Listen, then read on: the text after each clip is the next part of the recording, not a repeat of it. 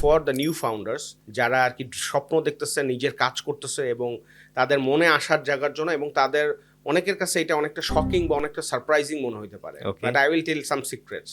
So সবার আগে টিমের যেটা লাগে, টিমের তো অনেক লেয়ার থাকে।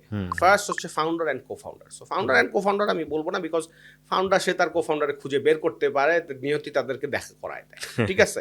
এটা হয়ে যায়, দুই ফ্রেন্ড বা দুই কলিগ বা দুইজন মিলে হয়ে যায়, বা সোলো ফাউন্ডার হইলে সে পরবর্তীতে একটা কো ফাউন্ডার ছেলে খুঁজে পায়। এরপরের লেভেল যেটা ধরেন ডিরেক্টরস অ্যান্ড মানে আপনার টপ লেভেলের লিডারশিপ যারা থাকে, যে এসে মনে করেন যে টিমটাকে খুশায় আরও নয়, কারণ ফাউন্ডার তো চিন্তায় থাকে যে আমার ফান্ডিং কিভাবে আনবো, হ্যাঁ, বা মাস শেষে স্যালারি কিভাবে দেবো, কিন্তু টিমটা যে সাজায় এইরকম যে সেকেন্ড লেভেলের লিডারশিপ লাগে বা টপ লেভেলের লিডারশিপ লাগে, সেইখানে সবচেয়ে বেশি ইম্পর্টেন্ট যেটা হইতেছে যে আপনি অ্যাজ আ ফাউন্ডার যেই রকম আপনার কোম্পানিকে চান, সেই ভিশনটা অফলোড করে তার মাথায় দিতে হবে।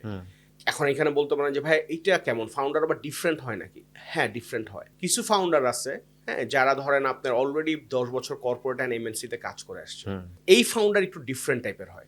সে সারা জীবন এমএনসিতে দেখছে যে বেস্ট কোয়ালিটি এমপ্লয়িগুলাকে নিছে, বেস্ট কোয়ালিটি ট্যালেন্টগুলারে ফিল্টার করে করে নিছে, salary is not a problem, এবং সে ওইখানে দেখছে, এবং এমএনসির বা বাইরের বসরা যারা আছে তাদের সাথে কাজ করছে, তাদের আলাদা একটা ভিশন দেখছে, ওভার অ্যাম্বিশাস, অ্যান্ড টাকা পয়সা কোনো সমস্যা নেই এমএনসিতে, এই জিনিস দেখে আসে ফাউন্ডার। সো সে তার কোম্পানিকে যদি সেইভাবে বিল্ড করতে চায়, তাইলে তাকে আরেকজন ওই রকম লোকই নিতে হবে যে মাইন্ডসেটটা ওই রকম।